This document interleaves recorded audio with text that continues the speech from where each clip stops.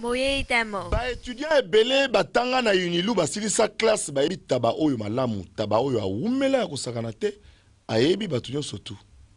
Bande kobotala ntaba oyo atako balobaka la chef de Mesesege wezoka musabato. Na kati ya unilu mobimba bayebi atambolaka na ba faculté nyonso.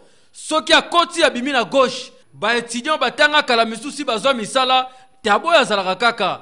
Ba misusu baye kotanga tabo ya zalaka kaka.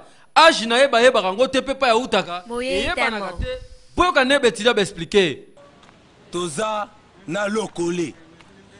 Batu nyonso nazo yebisa bino tabawana za kuna mawa. Solo. Tabawana ermoboe azo kita kuna na droit. Akoli kaka wana kasap. Lokole lelo na moni eyoko beta tabawana.